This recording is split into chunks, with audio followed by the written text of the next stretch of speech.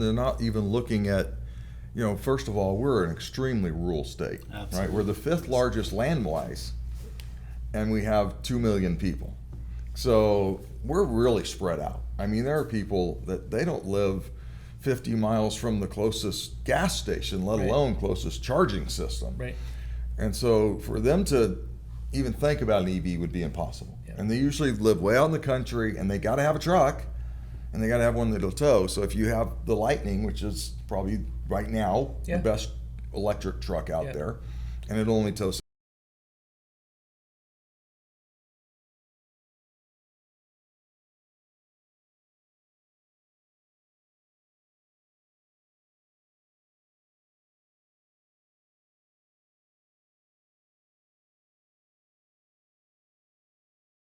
There's charging stations in New Mexico. When you look at the California Air Resources Board that passed these clean car rules for the state of California, they recommend that a state needs to have about 1 charging station for every 10 EVs on the road.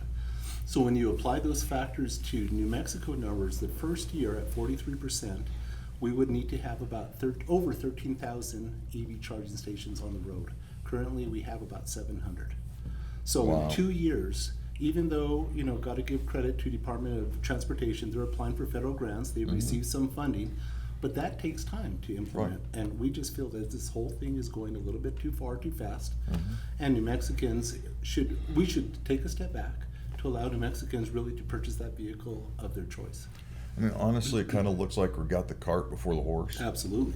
Right? So shouldn't we have come about this by saying we're going to focus on infrastructure first and get some of the infrastructure pieces in place? Then we can start moving these up slowly. Like, instead of we're going to go from 4% to 43 in 2 years. It's going to be impossible. They're not going to be able to do it. So Absolutely. instead of doing that and then having to come back, because that's what's going to happen in 2 years, they're going to have to come back and say, well, it's impossible.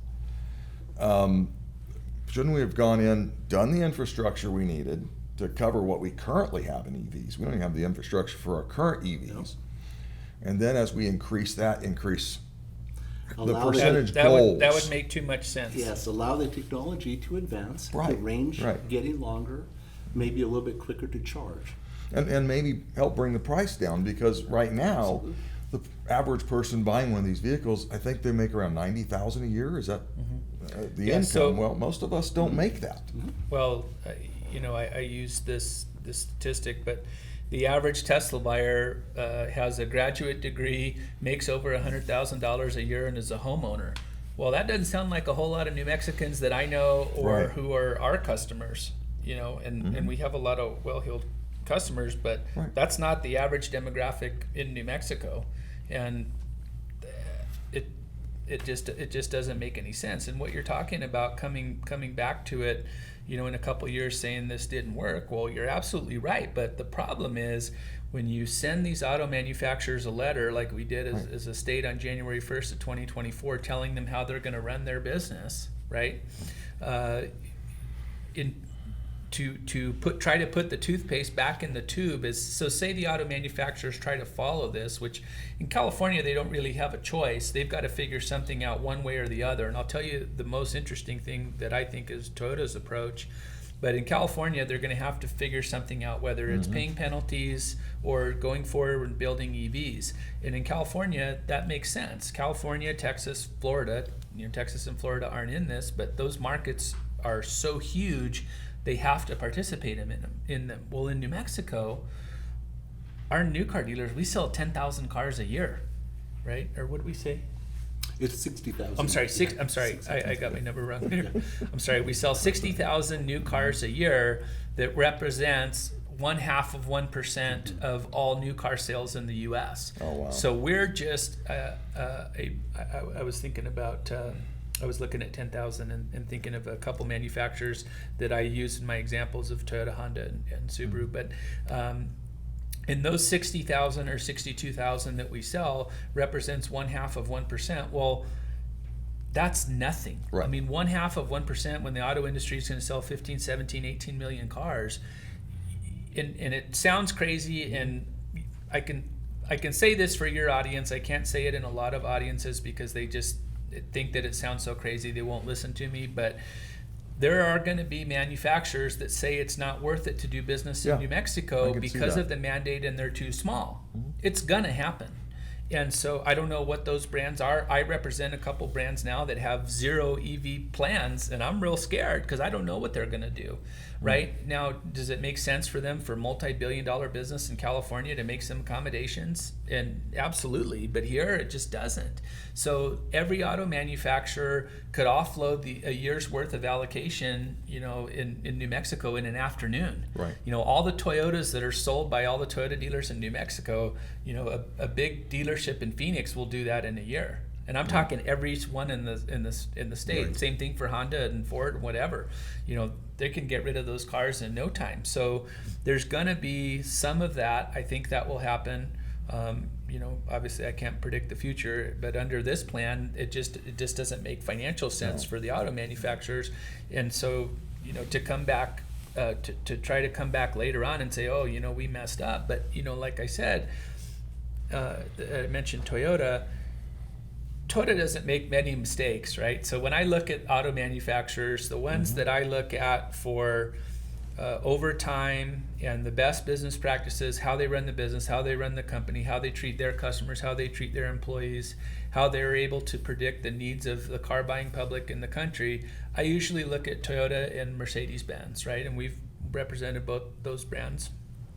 And I look at those two companies, and so if I've got to pick somebody to follow, I'm going to look at what those two are doing. Right. If I've got to do something in my business, those are kind of the ones that I'll look at. So Mercedes has taken a very aggressive strategy on their EV plans, which I thought was way too aggressive, and they have since started to pull it back. That was one of the few mistakes I've seen them make.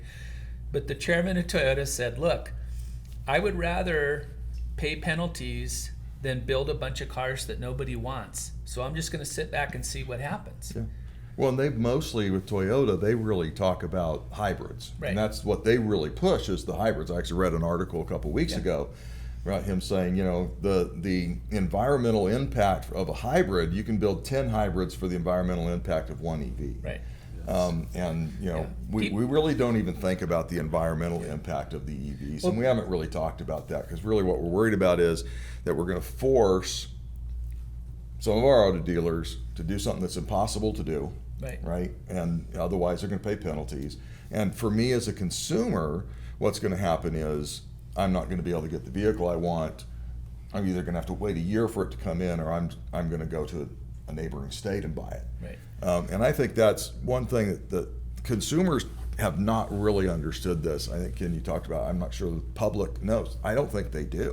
I don't think they do. And in fact, I'm afraid they're not going to know until it's too late. I'm afraid they're going to find out, January of 2027, when they go down to buy a vehicle, and you're like, well, we've got, 1,000 EVs. Yeah.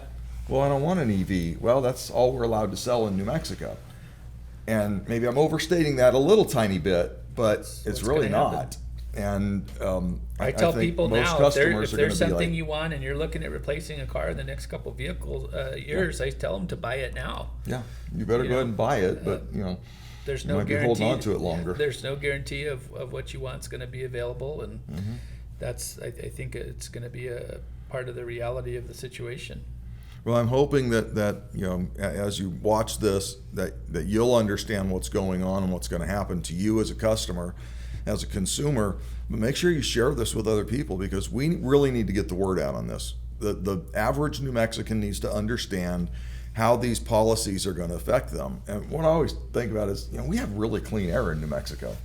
I mean, occasionally in Albuquerque, because we're kind of in that valley and it gets stuck here when it gets really hot, we have a bad day. Right. But overall, our air is great. Yeah, and that was a major point in our hearings was, Albuquerque and Bernalillo County, the fact is, and the extreme environmental people will deny this, but in Albuquerque and Bernalillo County and in New Mexico as a whole, we have clean air, right? So we have, and we participate in it. Every dealer in Bernalillo County does. It started in 1996. Albuquerque, Bernalillo County Air Control, we have an emissions program. It's been incredibly successful, and we have never not fallen under, we've never exceeded the federal threshold for emissions in Albuquerque and Bernalillo County since 1996, ever. We have never violated that. That's a fact, okay? There is one county in New Mexico that is either slightly above or slightly below this threshold, but it borders on Old Mexico and all the maquiladoras in Juarez that have all the air blowing in there, and there's basically no population there. So I don't know how you get penalized for Mexico's population pollution, but and I'm not an environmentalist by any stretch of the imagination, but if you look at the big picture, like you're talking about, of what it takes to build an EV, with kids in Africa strip mining and having to move, thousands of tons of earth to make an EV battery and then ship it on a diesel tanker over to China, have the battery built, put it on a diesel tanker, bring it here and build the car.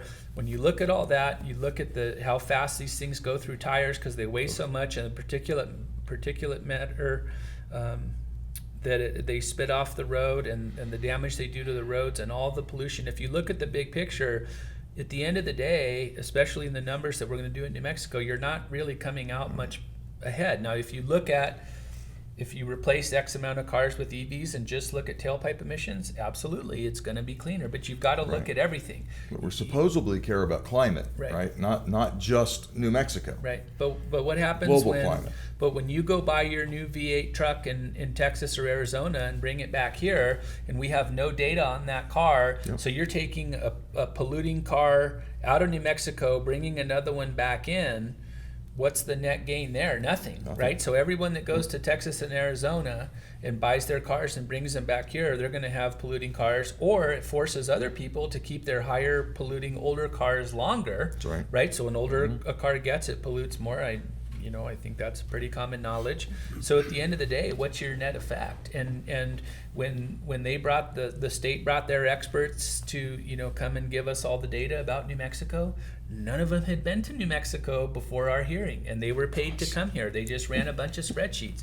Our attorneys asked them point blank, how many trips to New Mexico did you make? How many times did you go to the reservation to go and look how people are using these cars? And when you talk about rural, that's where I just say, how can we compare it to California? Because the distance that people are driving is so much farther for school and to go to Target and medical appointments and things like that. And there's way more trucks outside the city. Ken drives a truck because he likes it. But if you live in Quay County or some of these other places, you drive a truck because you need it and it's part of your livelihood, right?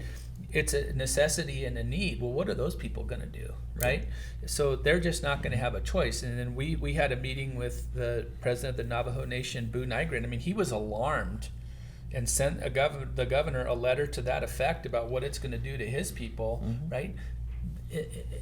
The tribal members were never consulted about this at all. Right. There's an email where they said, we reached out to tribal members. Well, they didn't talk to anybody. They didn't have a meeting.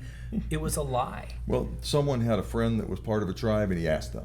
That's reaching out to tribal members with this administration. But it was the same thing. I mean, they were going to have these, open houses or whatever. They never had anything outside of Santa Fe or Albuquerque. Right. They did was the virtual? One virtual and two in person. One in Santa Fe, one in Albuquerque, but nothing south of Albuquerque or in the north. But those are the people you want to hear from. Albuquerque and Santa Fe, I can tell you every demographic of every house and buyer and profession and cars. That's what I do for a living.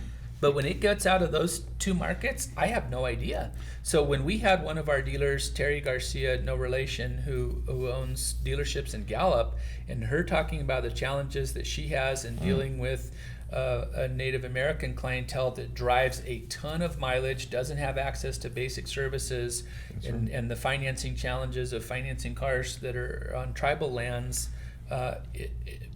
When I look at a bad credit deal now, I don't even stress about it because of those challenges that she has to deal with every day. And that reality, I mean, it really opened my eyes for what other people are facing, but more importantly, what those New Mexicans are facing. Some of these people are driving 30, 40,000 miles a year. Well, that's what I was doing for the legislature. Yeah. I mean, honestly, that's what I did do for the legislature is drive 30 or 40,000 miles a year. Well, at least you get paid a lot for it. Wait a minute. No, you forget we don't get paid. I'm kidding. But no, I think this is really important that people understand what's being shoved down your throat. It's really, yeah, it's going to affect the dealers, but it's also going to affect every one of us. Because I don't know about you, but I don't keep a car forever. I've got one that's got 140,000 miles on it, and I'm starting to look at, that's my truck, and it's like, probably got to start thinking about it, right? It's only 5 years old, but it has that many miles on it. But it's my biggest concern with this whole thing is how it's going to affect every New Mexican. Just like you said, we're just so rural and so different from one area to another. I mean, maybe you could survive with just an EV in Albuquerque if you never left Albuquerque. Yeah, it'd be easy, actually.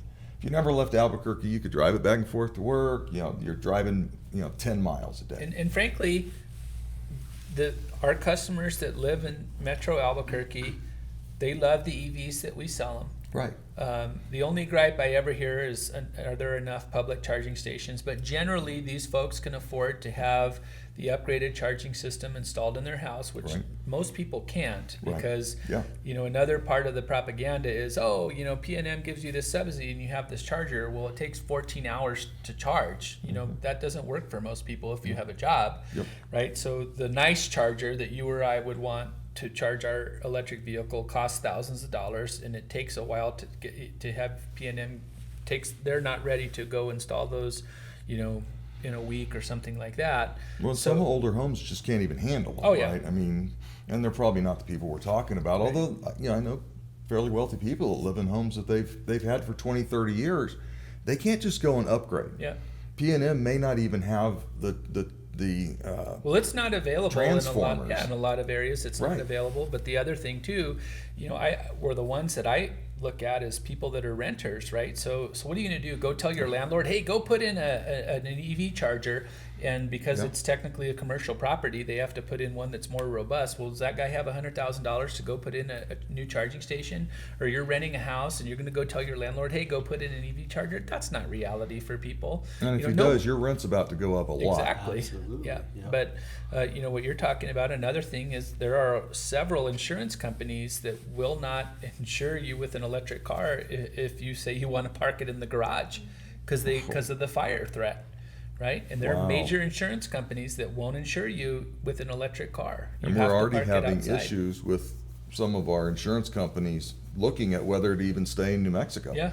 And you got State Farm that just left California completely. Yeah. I mean, I think there's going to be some of that with EVs, but I think the other thing here to me that's scarier is the uninsured motorist problem, because there's no repercussion at all for somebody with no insurance. I think you should lose your license for 5 years if you don't have that and cause an accident. I mean, we had a lady bought a new $100,000 Mercedes from us. She got hurt. Uninsured motorist. That was the daughter driving her mom's car. Mom didn't have insurance.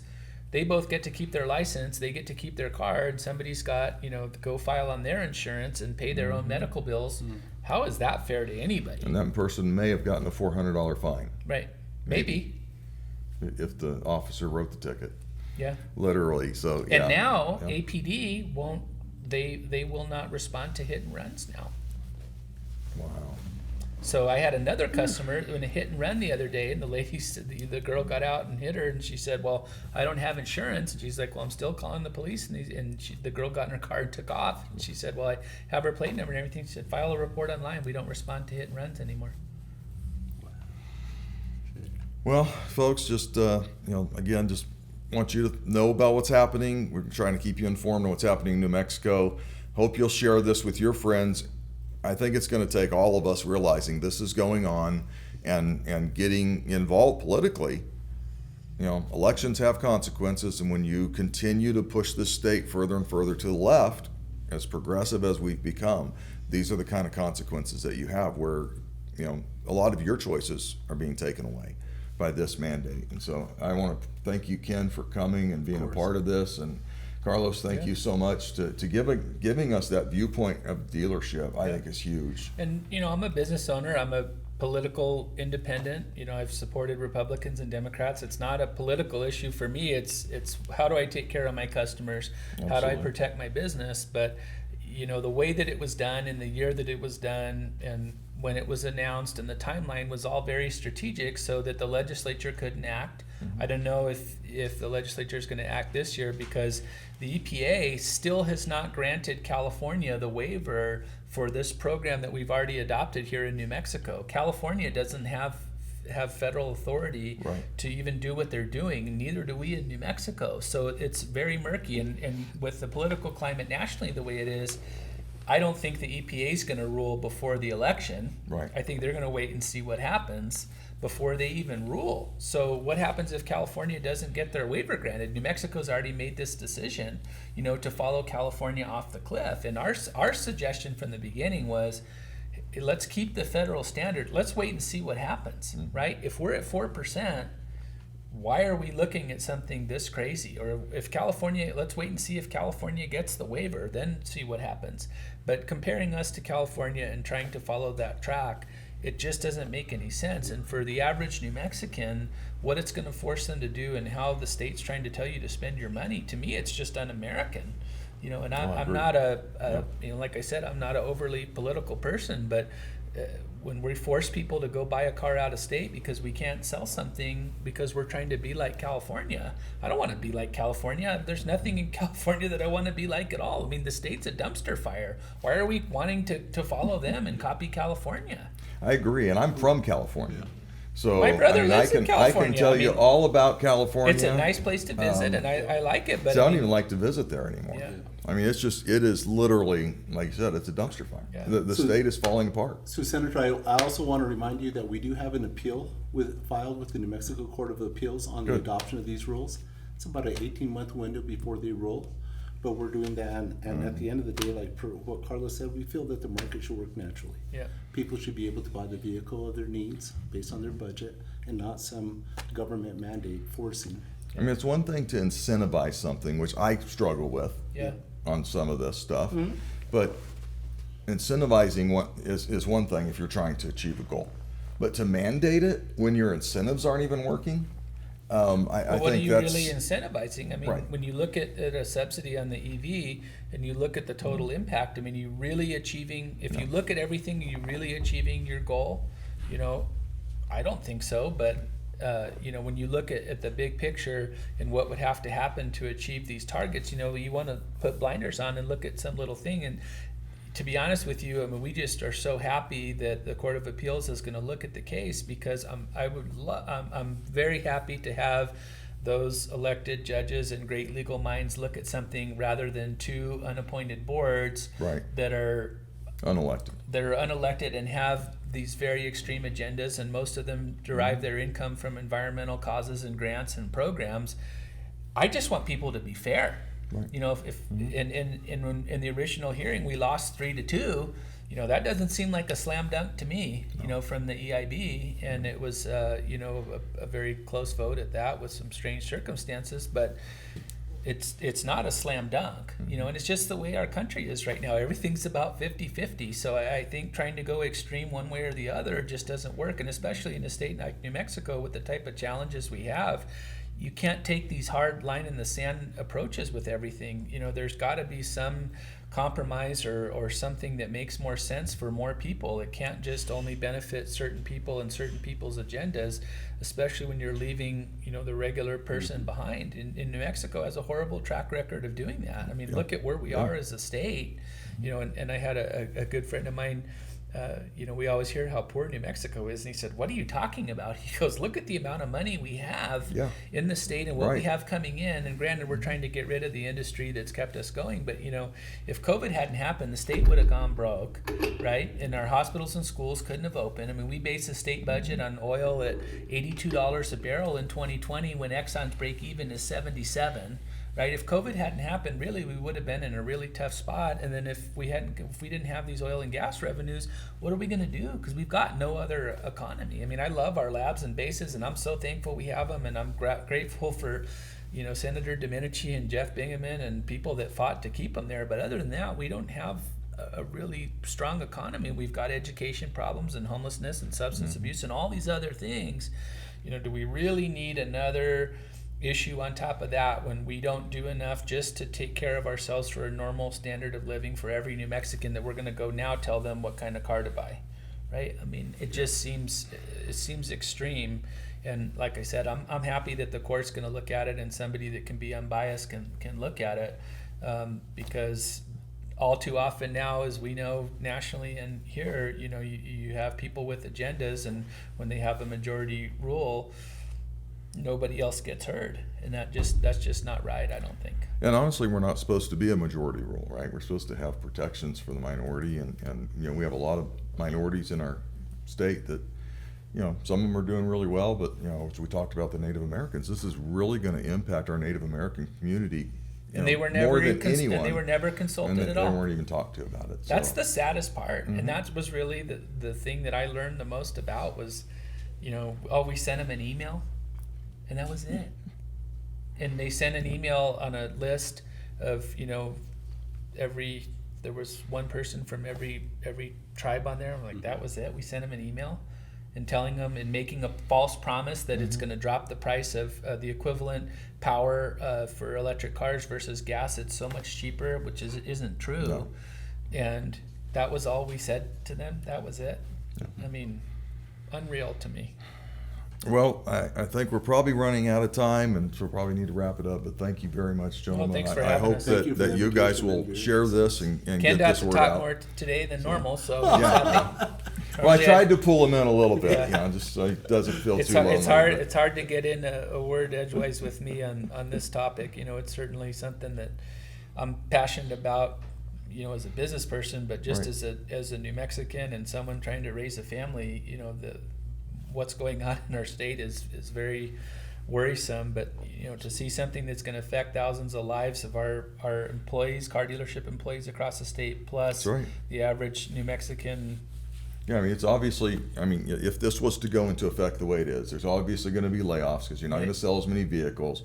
You've got to think about how this is going to affect the individuals that work in your car dealerships and every car dealership in the state. The individuals that need these vehicles to drive. I think it's just a really important, I hope you'll think about how this is really going to affect you, because you as a consumer are going to be affected greatly. If you know anyone that works in the car industry, they're probably going to have to lay off at least half your staff. In the long run, you'll have electric vehicles to sell, but again. Well, the good thing is the electric cars break a lot more than the regular well, there you go. ones. So the repairs, So right. that part of it is The repair shop will be busy. I don't want to say that we're going to have to lay people off or anything. I certainly hope that doesn't happen. But the reality is, if we can only sell a fraction of what we're selling now, the numbers just don't add up. So Right. Especially if you have some manufacturers like we have that are going to produce very few EVs. Our Honda dealership's going to sell 100 new Hondas this year, but we're only going to get about 40 EVs. So if you take that 40 and say that doubles in 2 years and we get 80, we're going to get 100, or we're going to get 100 new gas Hondas to replace 1,580 EVs. It doesn't work. No manufacturer can meet this demand. None of them. There's not one that is besides Tesla, which got a ton of government money and all the subsidy, and they operate across the street from you here and don't have to pay any taxes because they're on sovereign land. That's another podcast. Well, and we could talk about that in a whole nother podcast. I guess that might be where the option would be, right? Do we put all of our dealerships then on tribal land so they don't have to comply with these rules? Because that's about the only way you're going to get away from it. Yeah. So I guess you could go open a dealership next door to Tesla. Yeah. But that's really not what we want either. So thank you guys, appreciate it. I think it's very informative, and if you want to leave comments, leave them underneath. But you can also message me at Senate40 FORTY @gmail.com. Thank you very much for joining us. Thank you guys. Thanks. Thank you.